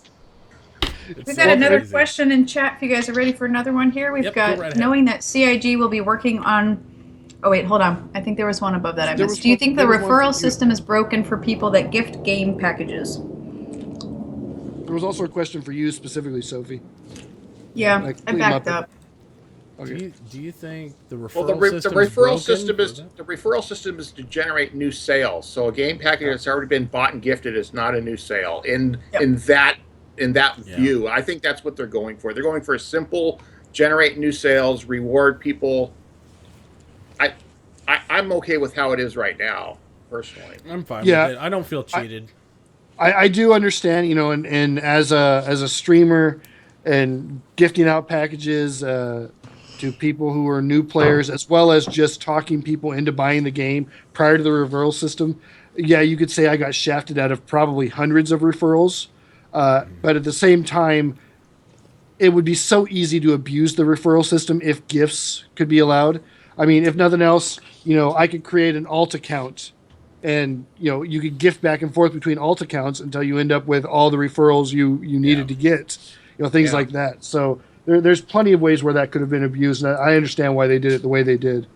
There's a lot of us lost out on a lot of potential referrals because of that, but I don't think any of us are really that salty over it. Frankly, you don't get that much out of the referral program. No, after you get your 10, you're pretty much done. I mean, there's like... Well, you I'm one of those people who has rec no interest or in the UEC program. credits. Yeah. So UEC credits can be viewed as the equivalency of getting money. But I don't think any of us are here necessarily. I mean, I want my 10. I'd like to get them, and I know I'll get them over time. But I'm not really...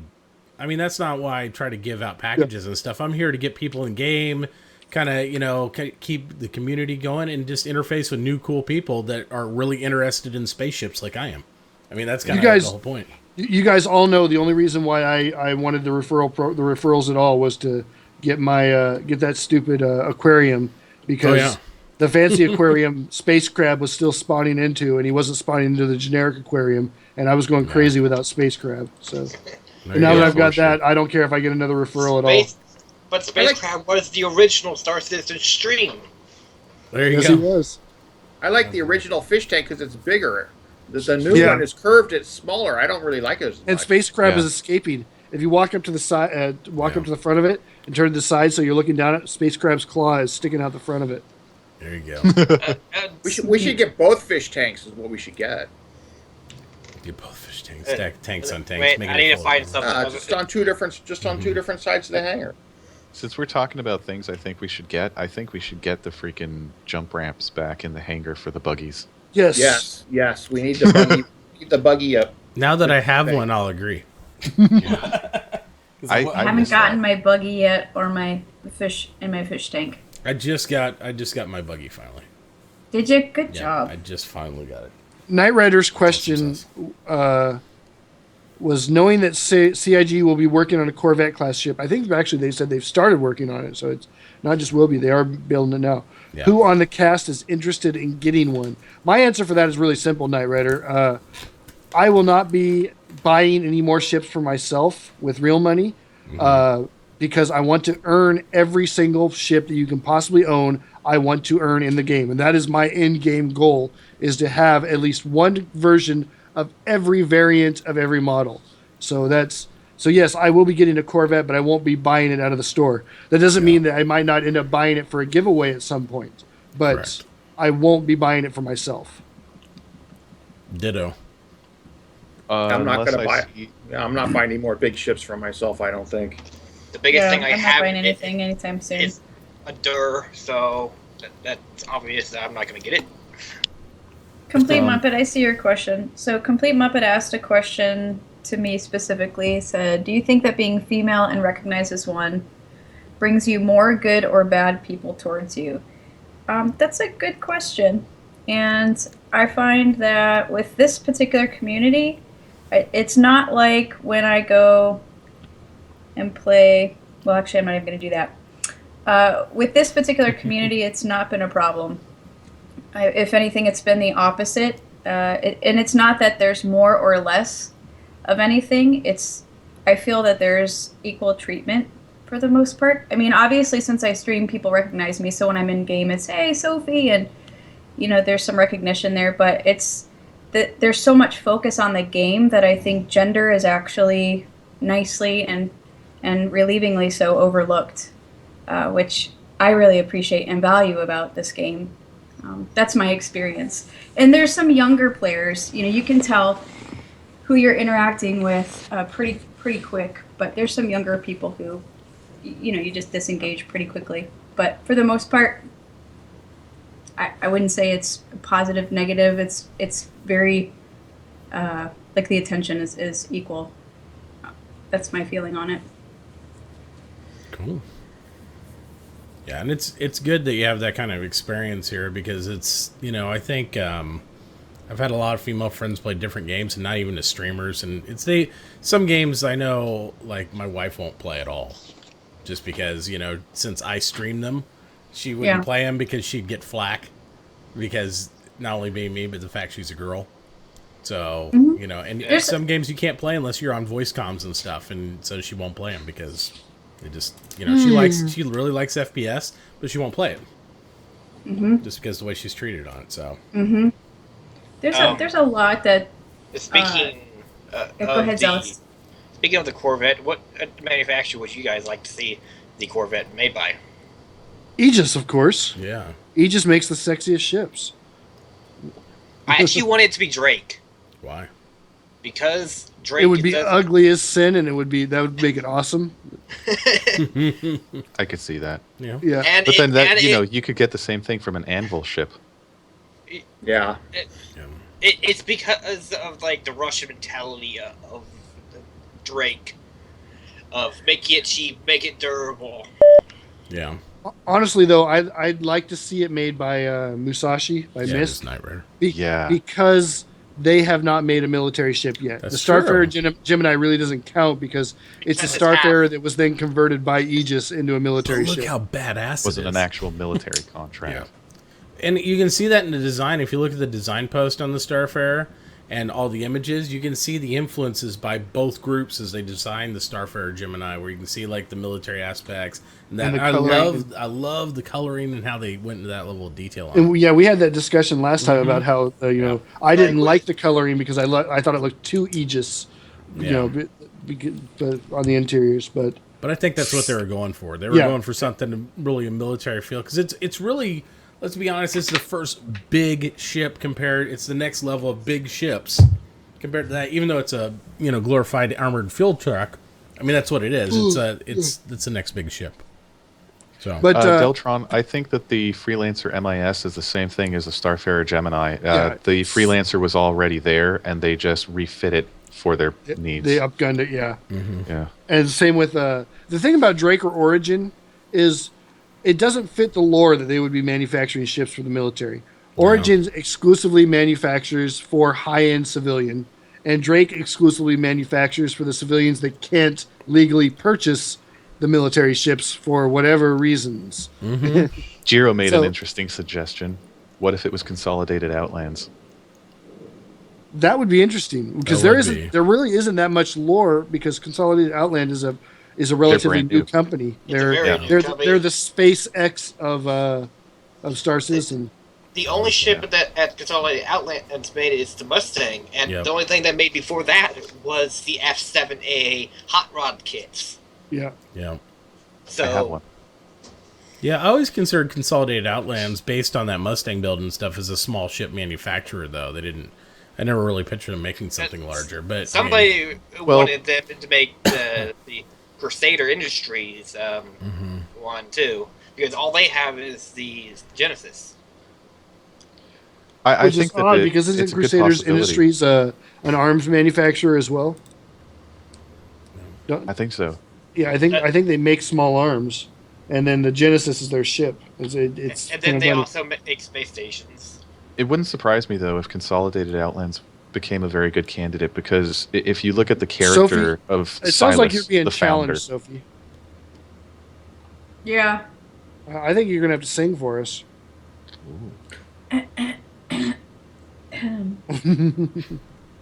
Oh, did Well, if anybody you visit the stream, I sing, so that's probably where that's coming from. exactly, Jiro. Yeah, Silas. I mean, Silas, that guy. what's his full name? He's insane. He's like, the future is now. Push forward. Push onward. Keep going. He's really he does everything he can to push his business to the next level. So it wouldn't surprise me if he really Silas jumped the gun. Corner, Koerner. Yeah, that guy. Yeah, and he's obviously based on Elon Musk and God, who's the other guy? I can't remember the two. Let's see, I can't remember the other guy's name, but the two of the Silicon Valley, pushing things, Yeah. millionaires. I think a little bit of Howard Hughes too, maybe. Yeah, his voice is Oh, definitely yeah. Howard Hughes. Yeah, there's no Yeah. doubt about that. They went And- for the Howard Hughes voice and everything. If you That's- read any of the lore, he's kind of eccentric in the same way that Howard Hughes was. He's kind of off in his own little. the reality Howard doesn't Hughes is matter. pretty It's eccentric. in his head that's going to happen. yeah. He's nuts. No, Muppet asked on here. He had said he had a question on the outside, like basically in real life. Are you all streamers that outspoken, or are you just that way here on like basically on the stream? The way you see me here is the way I am in real life, and yes, it does get me in trouble all the time. Yeah, I'm the same way. I speak up, and my boss is just rolling his eyes like, "Oh God, shut up, please," Yeah. So Uh, I'd say the Yeah. same. You guys are the only people that Yeah. listen to me, though. Everybody else just ignores me. Right? That's why we're all on here. yeah, we have a captive audience on Twitch, Yeah. so we can say what we want. Yep. Exactly. They'll just mute me and they'll say, "Oh, you're doing great. Go ahead, keep going." Right. If anything, I'd say I'm better here than I am in real life. I have a lot of social issues, so this has kind of been some of my PTSD therapy, and I've absolutely enjoyed it. It's been fantastic. This has been there. Yeah, Twitch has been a bit of a PTSD therapy for me as well because I do have anxiety issues in real life. I really can't go out in public without some sort of chemical enhancement, and that's not a joke. That's the way it is. So I interact with I have gotten better at interacting with strangers thanks to my interactions on Twitch. There's no doubt about that. But I am still the same asshole and whatnot in public. It's just that in public it can and has led to fist fights and whatnot. So Yeah. And from what Deltatron said, the problem with a stolen Tavaran and Corvette design is the Tavaran were a less advanced race. So why would we steal a capital ship from a less advanced? They were like 100. What was it, like 100 years? Well, Less would be a- technological advance. What that'd be a if corporation using Deltron the didn't data. mean Tavaran? What if he meant Kurthak? Because we know virtually nothing about the Kurthak. Well, they did Yeah. say that it was they did say in reverse the verse or around the verse that it was a Tavaran design, which it is an interesting concept that it is. That is interesting. But remember, when you talk about, well, it's 100 years old or 200 years old, the Hornet is 200 years old. The Gladius is 400 years old. I mean, And they're still Yeah. top of the Yeah. line, the UEE naval lineup. In Squadron Yeah. 42, the Stanton Idris is like 60 or 70 years old or something. So a 100-year-old design is nothing. If it's a good design and you want to copy it, it's easier was- to copy an old design than a new design. it was 100 years when they fought them, and that was hundreds of years ago. So it's more like 700. now. Well, if it's a successful ship, then you want to make it. And, Yeah, I mean, well, you build off other people's designs. There's so many designs, like when inventors and Like even when the- enthusiasts, like we'll go back to ancient plans of Rome and everything else, and just make modern concept designs off stuff, engineering wise. That's when that Soviet people really it invented sloped armor. yeah, yep, But Yes, the exactly Prowler that. was so effective because of its stealth capabilities.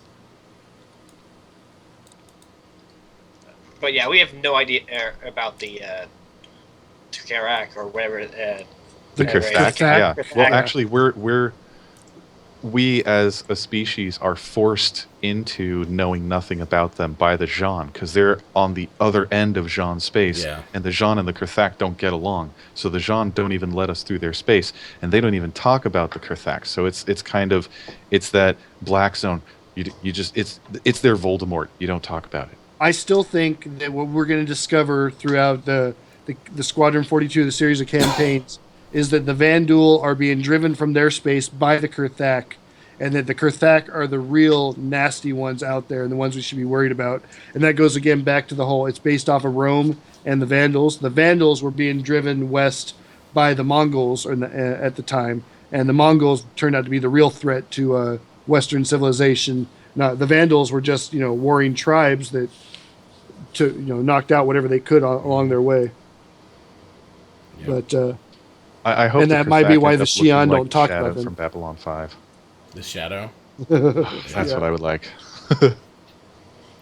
the name alone just makes it sound like they're going to look like birds.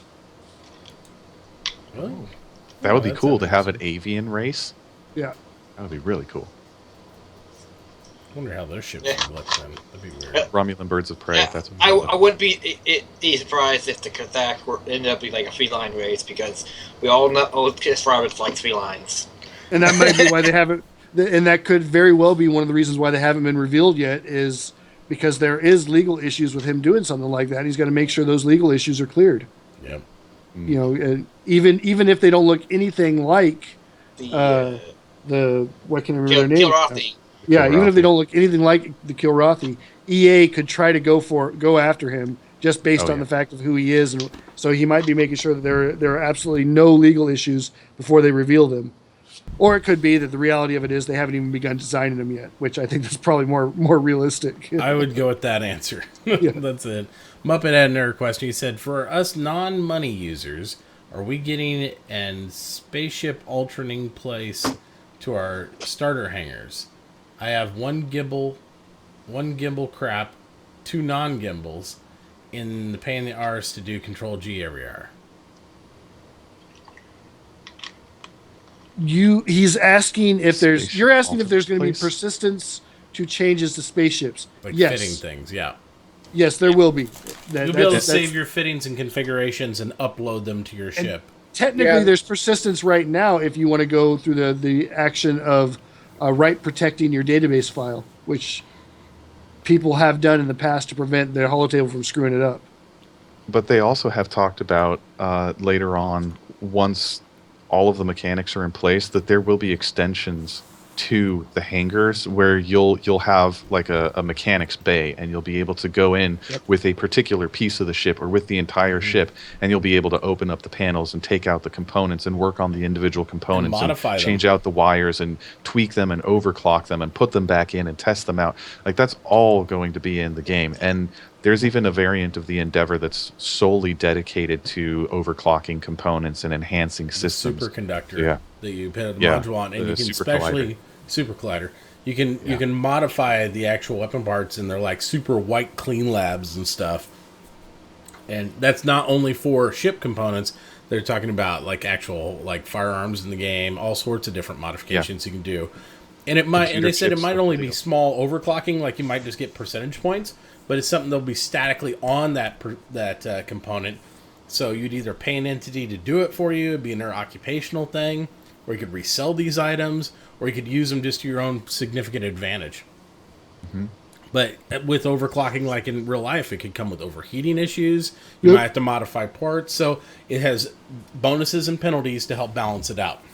Absolutely. So The it's gonna be the really fundamental basis for Star Citizen if you pay attention to what Chris has said over and over again, is risk versus reward. Correct. That is what Star Citizen's design is. It's not, the design basis for Star Citizen is not a cool spaceship game. It's not a space combat trading game. It's not a World War II in space. It is risk versus reward. That's what Star Citizen is, a risk versus reward simulator. And everything, every aspect of the game is supposed to have that. Everything has trade-offs, basically. Yep, it has to have trade-offs. Xtout's kind of expanding on this point. He's asking, would everyone do that, or will that be a career? This is one of those things that is pretty much like anything else in the game. Anyone can do it if they're willing to take the time to do it, but if you don't want to be a combat pilot, you're not going to waste your time trying to get into fights with other people. Right. If you don't want to overclock a system, you're not going to waste your time trying to overclock a system or rewire a system or whatever it takes to change that. So if you're not putting the time into it, then it's neither a hobby nor is it a career path. Yep. You would, yes, have to go and purchase something from someone who does specialize in that kind of thing. Well, you're going to have people that are going to go out and buy 10 identical engines, take them all to some guy that does overclocking. He's going to do all 10 of them, and they're all going to come out slightly different. And then the guy's going to keep the one or two he wants and sell the other ones. Star Wars Galaxies, you did that. You take a case of guns, and you get a smuggler, slice them all, and you get one that was totally uber, and the rest of them you just sell off, and that one would be worth a fortune. And it's going to be the same thing here. Yep, absolutely. Same way like people use in fantasy games, like charming items. They'll have a random interval. They'll take some skill. But the great thing and the great direction I see them doing with Star Citizen, because since we don't have skill levels and we don't have our curl skill points as an individual character, it takes actual game player skill. Like if you have looked at the repair posts, oh my God, I almost had an accident in my pants in a good way. I was just I was looking at this, and you have to cut away the damage areas. You have to filter it off. You have to sit there, and when you cure your item, like when they 3D print the item back on, when you cure your item, you have to hit it right in the right interval to get it perfect. So it's all timing and all these different things. You have to mix the materials, and the materials are going to be different for everything, every item that you're repairing. So there's a lot of skill and knowledge in there. The same thing's going to be for improving the weapons and that. And they're going to expand that in every occupation. And that's what's great about it, because you're going to see where people are like, I don't have to grind and get level 61 plus and wear a special hat in order to make this spaceship great. I have to actually use my individual gamer skill and have the time and patience to implement and do it in game. And then that'll pay off in spades. So that means there's no limit. So when I want to train somebody to do it, it's actually me training you. You sit down there and watch me do this together, guys. This is the best way to do this. And that's why this game is so freaking cool. It's going to be super cool. To give a great example of how that's going to work, John Pritchett has been talking about this from the very beginning. He's the designer of the physics engine and the IFCS, which is your CompStab, your GSafe, and all that. Really nice guy. The IFCS and CompStab, the IFCS in general, the Intelligent Flight Control Computer System, is an actual emulator running inside the game engine. It is a computer emulator that he based around very simplified versions of flight control systems used in real airplanes.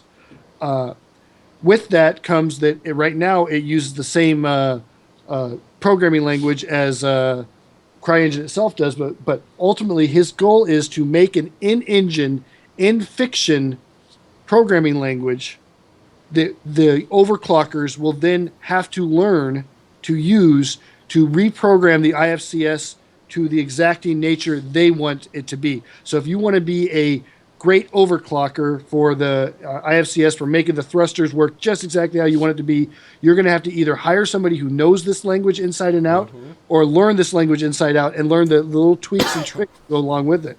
And that's just one aspect of overclocking those thrusters. That's the computer aspect. Then there's the mechanical aspect of it, of taking it apart, of bypassing. They said at one point that one of the things you'll be able to do is bypass like the heat regulators on your piping system, so you will be able to push more energy to your thrusters at the risk of them overheating. But for somebody, say, who wants to drag race, for example, that might be exactly what he needs to do, because he's not worried about it overheating in 120 seconds if he only needs to worry about the first 60 seconds of flight. Yep.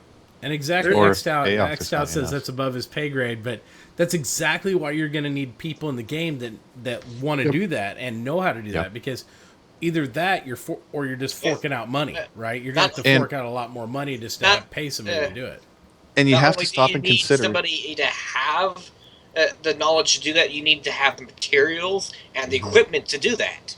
And you're gonna But have you also have to these stop. And, you're gonna have sorry. these mechanisms where people are gonna have to do I know. the sliders on the screen to overclock, and Yep. somebody's gonna figure out just the right way to do it, and nobody else is gonna know, and that person's gonna have an advantage and make more money until everybody else figures out how to And do they'll it. still have variants beyond that. But Nighthawk, we're Yeah. going to Now stop for a second and consider the fact that we're only talking about one small aspect of this game. Yeah. And this exact mindset is going to cross Exactly. over into every aspect Yep. from freaking marketing into Everything. xenoculture, Medical. xenolinguistics, xenobiology. You're going to need to have experts on board who know the languages, these living languages that they are currently creating. Right.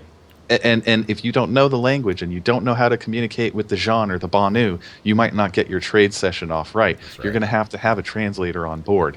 And there are going to be people like myself who want to take the time to learn these languages. You're gonna need to And find how much is it worth when you got a load of say 10 billion UEC and a whole E going out to the Jean system, and you got Nighthawk on there? You better hope he knows his shit, and if he does, you're going to pay him for it. Because if you miscommunicate, you might end up with no cargo, no ship, no nothing. I mean, it could be bad. So I mean, that's all sorts of aspects that really give it the immersion, the depth to the game that we're all super excited about. Oh yeah. It's going to be really cool. I think this can also bleed into conversation about whether or not Cloud Imperium should start offering packages for Star Citizen and Squadron 42 that don't offer players a ship. Can they just simply buy the game?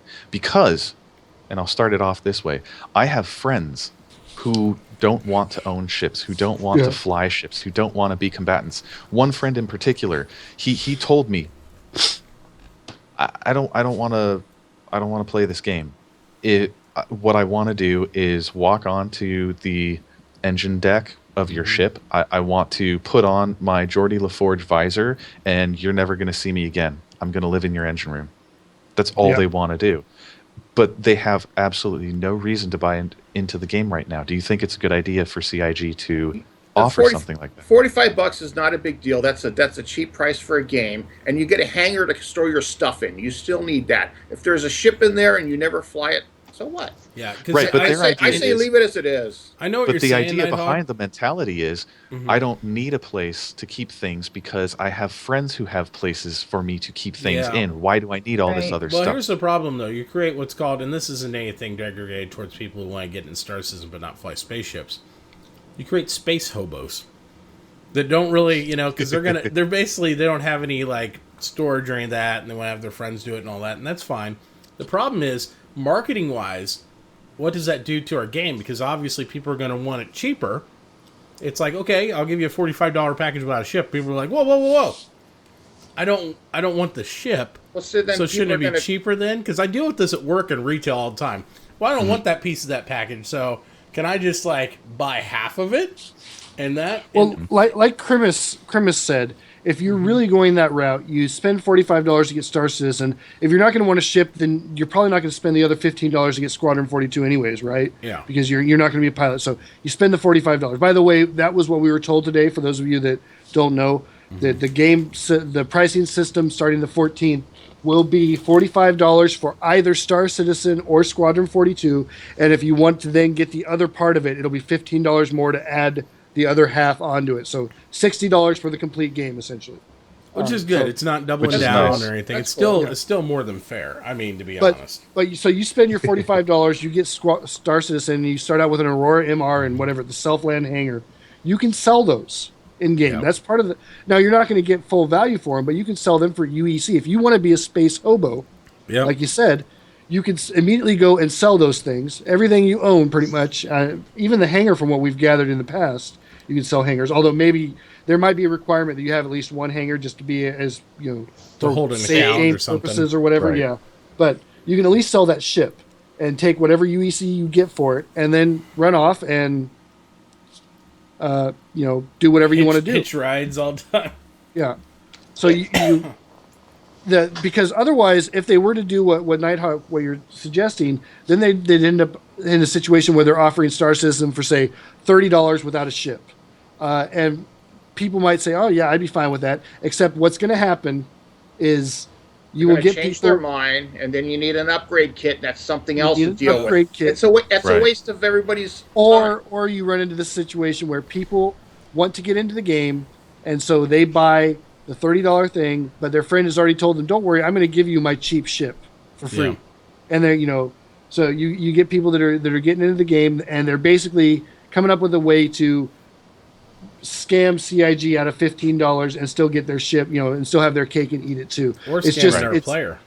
It's just easier in the long run to come up with a set price. We've spent the last 3 years dealing with these bizarre pricing schemes and these bizarre, well, if you buy this, you don't get that, but you do get this with it. You don't get your pass to Arena Commander, but you will get a pass to Star Marine, or you don't get a Star Marine pass, but you will get a...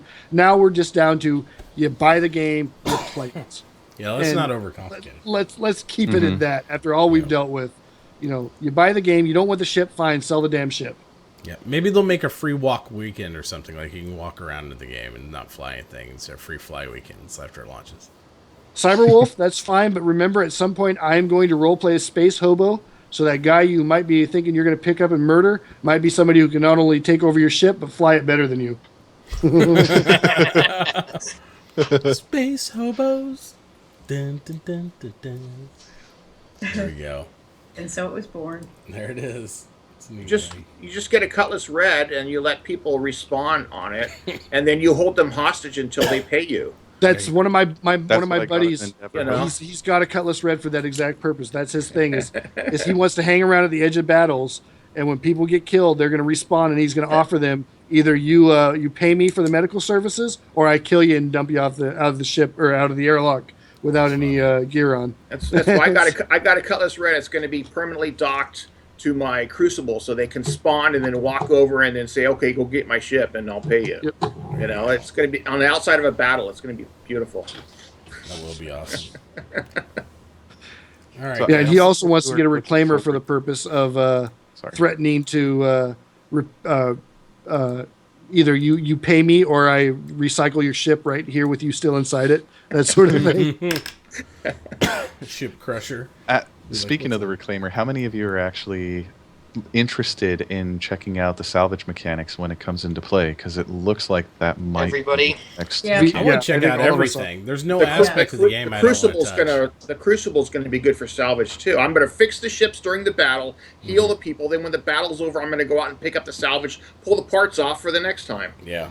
Yeah. Yeah, I think you'll be able to do a lot, but you won't be able to. I mean, obviously there's balance, and then there's maximum efficiency ships, and not everybody wants to have like a reclaimer just to do the one thing, but it will be more efficient at doing it, just like the Orion will be more efficient at mining than another ship, even though they'll be capable as well. So, yeah, it's gonna be good. It's gonna be really fun. I want to see people getting fights over salvage claims, like all these people descend on one thing. It's like, that's my ship. No, it's mine, and then they blow each other up, and then I come in and salvage their then you come in and take salvagers it. plus the original salvage, and you're good to go. So That'd it's be gonna be great. fun. Yep, it'd be awesome. What will be the dual security login? Probably just a 2-point authentication to get in the game. Something on your smartphone where you get a code that's good for 60 Yeah, seconds or that's something what like most that. things use. Like all the when I played Arcade Wow. and stuff is 2-point authenticator. So yeah, if we're running out of questions, guys, we can go ahead and start shutting this down. We've streamed a while now. It's been a good episode. I really appreciate it. Thank you all for coming out tonight. Thank you to all the panel. Sophie, Zealous, Eric had to walk away from it. Nighthawk, Stout. Thank you everybody for being here. We really appreciate for it. having me. Goodness. Yeah, definitely. Thanks. Appreciate that. And we'll hope we'll do it again next Friday, obviously. Please check out everybody in stream here, guys. We'll get some links up and all that. Make sure you're following everybody here. Sophie, obviously, she streams, and I always enjoy chilling out with her at night. Eric, avid, awesome streamer. As most of you found out over the weekend and stuff. Nighthawk's got some of the best conversations I've been a part of are like inside his stream. He's probably, I think, one of the most underrated streamers. Plus, he's making a board game for the whole thing. I mean, you Yeah. really got to check out his stuff. It's really cool. Yeah, I agree with that. And then Stout, I think out of our group, he's the one who's been banned the most of anyone here from on Twitch. So, so we definitely have to go check him out because he's always up to something fun. Isn't he the some of the first best official late-night Star interviews. Citizen streamer to be banned? I don't know about that, Yeah, but I for know a- I have our for a group st- for sure. Well, I got Twitch was blocking me for Star Citizen porn. Yeah, Star Citizen porn. Yeah, First because I wasn't premiere. checked Such off as spaceship. mature, and Miss Hornet was a little too sexy. A little too So- sexy there, so you gotta watch out for that. Don't She had watch what you clothes on. show in the bar, guys. Any of the bars, watch out because it could get a little racy out there. Either way, guys. But thank you so much, everybody, for being here. I'll be on Discord afterwards, guys, and make sure to follow everybody. Make sure that all the love's given out there, and we will see you all later. So thanks, guys. Have a good night. Have a great Yeah. Good night, night. everybody. Thanks, Matachi. Yep.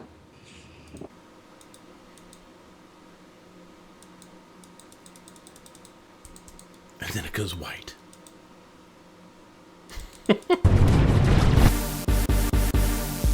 There it is. Good night, everybody.